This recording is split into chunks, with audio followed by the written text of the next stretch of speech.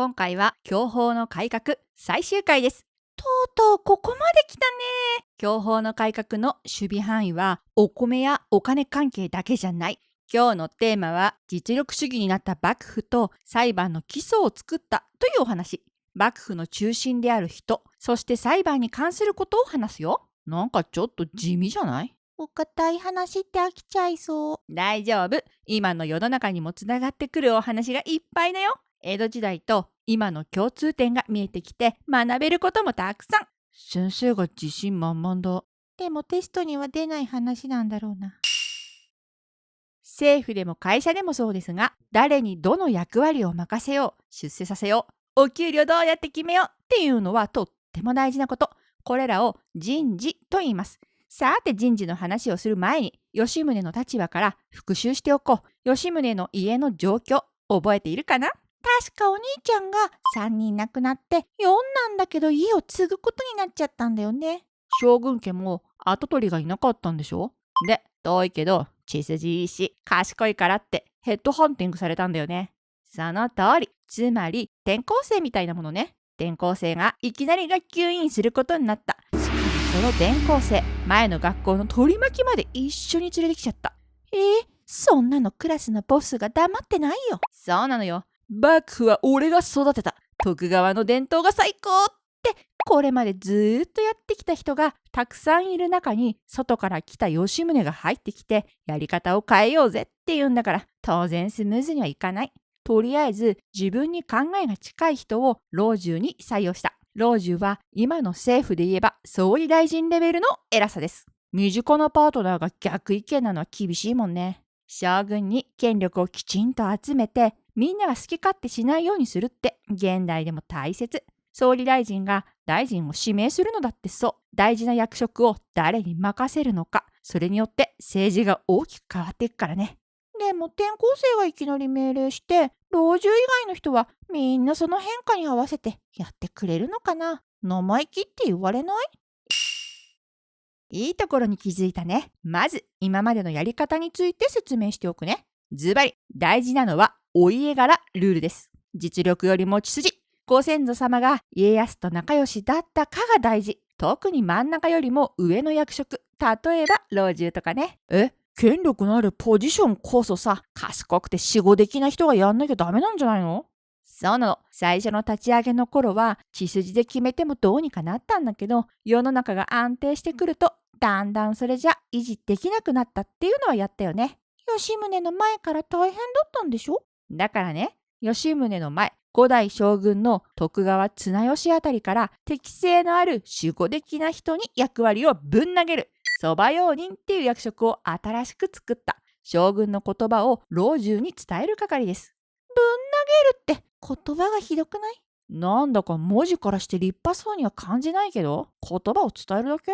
このポジション決めには家柄は関係しない。能力のある人や将軍に親しい人が採用されて、家柄から考えたら異例の出世をした人もいたよ。実質的な仕事はこの人たちがやる。厳しい社会の変化に対応するためにはやっぱり能力がなくっちゃね。吉宗は側用人を廃止して、表向きは従来の役割を尊重するようなポーズをとります。でも実際にはこの御用取り次ぎの役割を作って、信頼できる人をその役職につけました。実際は側用人以上にその役割を強化。言ってることとやってることが違うじゃん。さすが作詞。まず御用取り次ぎが政策を考えて、将軍と裏で話し合いをする。その後に老中に伝えて、老中が将軍に確認する手順にした。そうすると実質政治を動かすのは御用取り次ぎになるよね。でも正規の役職じゃないんでしょ？能力があるなら裏ルートでこそこそ話し合うんじゃなくて、もっと表舞台でバーンと活躍してほしいような。実質政治を動かせる役職に家柄が絡まなくなったってだけでも大進歩だったのよ。当時はお給料だって家柄次第だったしね。ということは仕事が激務で責任が重くてもお給料は変わらないんだ。かわいそう。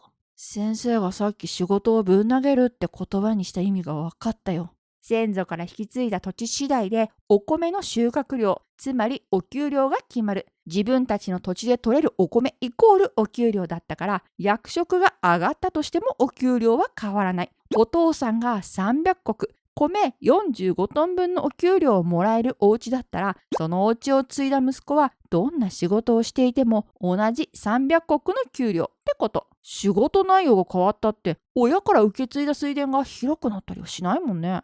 でもね、そんなんじゃ実質的に昇進したって言えないよね。新入社員が異例の出世して部長になってもお給料は新人の時のまんまなんだもの。そんなのひどい。おまけにね、部長になれば当然付き合う人も増えるし、服装だって新人の時に間に合わせて作った安いスーツってわけにはいかない。秘書さんだって雇わなくちゃいけなくなるかも。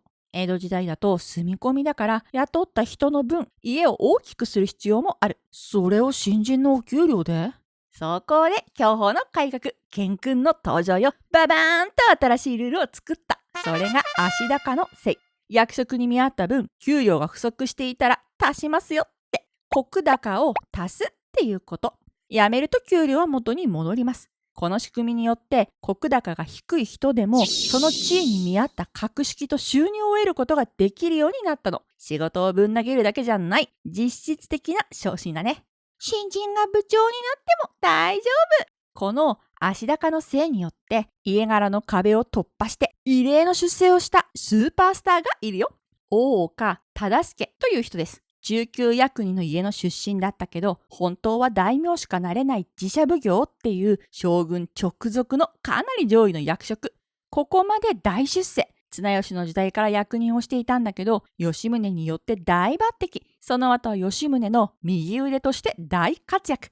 その活躍ぶりは庶民の間でも大人気。事実ではないことも多かったけど、落語や講談っていう物語として語り継がれたり、昭和の時代はこの人を主人公にした大岡越前っていうドラマが大ヒット。大岡越前知ってる？おばあちゃんが教えてくれた。超出世したんだね。その大岡忠相が吉宗から抜擢されたのが江戸町奉行。江戸町奉行は今の制度で言えば東京都知事のような江戸の住人の生活に関わることを決めたり、インフラ整備をしたり、治安を守ったり、防災を行ったりと、ありとあらゆることをやる役職だよ。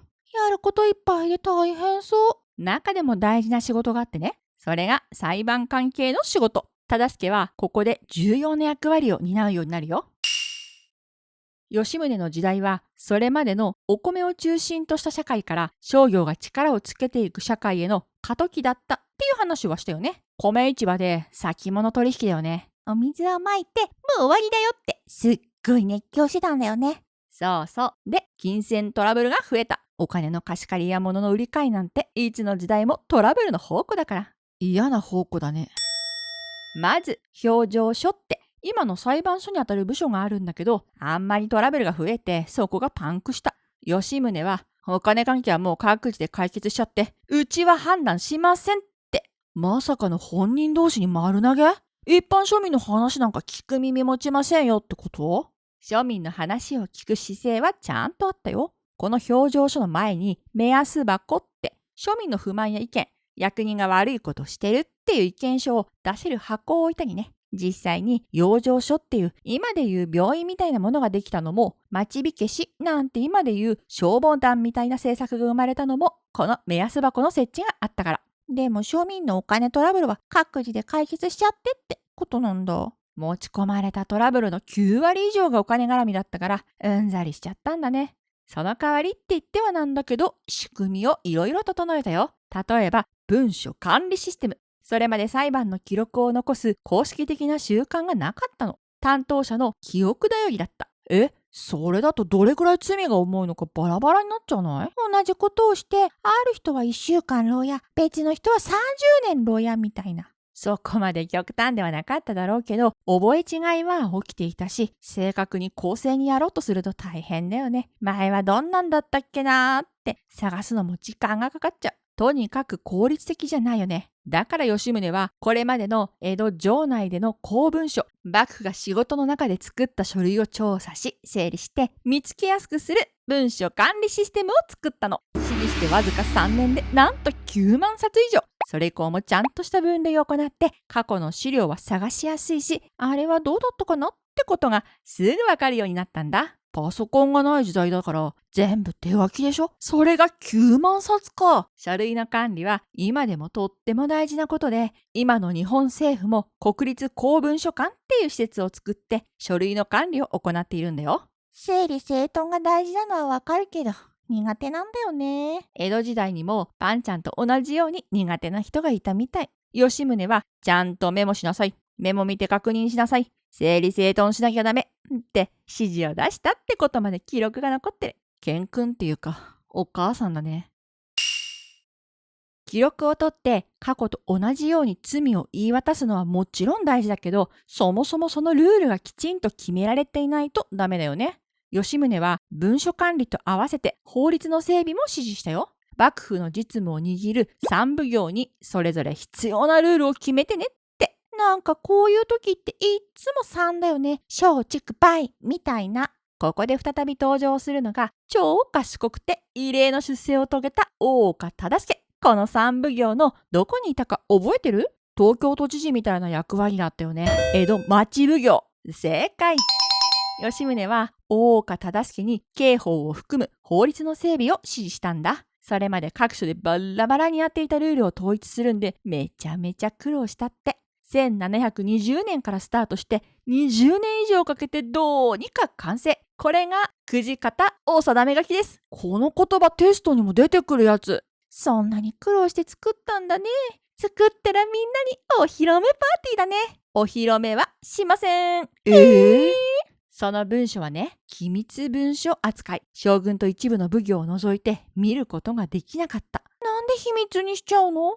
吉宗自身はね、民衆にお披露目したい。みんなこれで勉強してって思ったんだって。でも反対が多くて叶わなかった。ある罪を犯した時にこれぐらいの刑罰で済むんだったら悪いことやっちゃおうかなって考える人が出てくるかもしれないからだって。手の内明かさないってことか。内部マニュアルの位置づけだったから外部に教えるほどのことではないって考えたのかもしれないね。でも逆に言うとどんな風に裁かれるのかわかんないってことだよね。例えばつまみ食いしたら牢屋に入れられるとか書かれてたら怖すぎるよ。パンちゃん最近つまみ食いで怒られたの？今ではそんなのおかしいって思うよね。でもね、当時としては世界的に見てもそこまでおかしい考え方ではなかったの。今のように法律や刑罰をみんなに広く知ってもらおうって考え方が出てきたのはこの時代より約50年後のフランス革命の時代のあたり。フランス人権宣言でのことなんだ。それより前の時代はヨーロッパでも理不尽で不透明な刑罰が横行してた。国王の権力が絶対、王様の命令一つで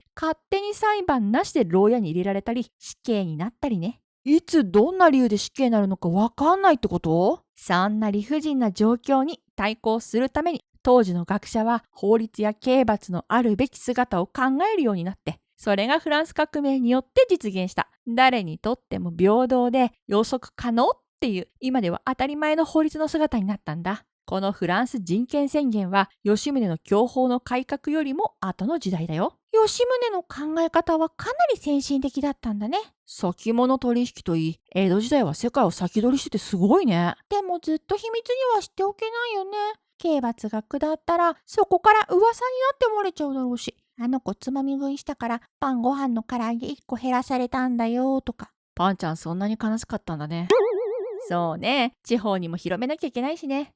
少しずつ写しのようなものが作られて地方に広まっていったそうよ。これによって前はこういうルールで判断していたから今回も同じようにやりますっていうことで物事を決めたり判断する手順が格段に効率化したよ。吉宗は様々な改革や政治を実行した。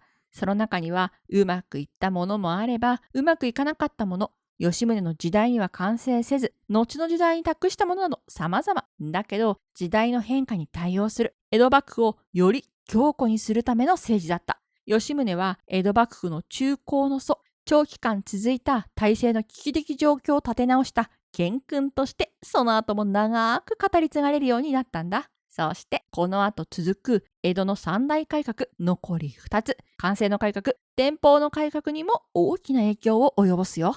今日完成した店舗だね。ここでも3。吉宗に重用された大岡忠相は最終的になんと大名にまで出世した。中級役人から大名にまでなるのは江戸時代で極めて異例のこと。それだけ優秀だったってことね。吉宗は1751年6月に亡くなりますが、その葬儀担当の一人が大岡忠相だったよ。自分の能力を認めて着立ててくれた吉宗を見送ったんだ。忠相はその後に体調を崩して同年12月に後を追うように亡くなっているよ。偉大な賢君なき後、世の中がどうなっていくのか、次の寛政の改革までに一体何が起きたのか、江戸時代はまだまだ続くよ。ここまでしっかり改革進めたんなら、きっと次の世代は安泰なんじゃ。ところがそうもいかなかったのよね。世の中を安定させるのって大変なんだね。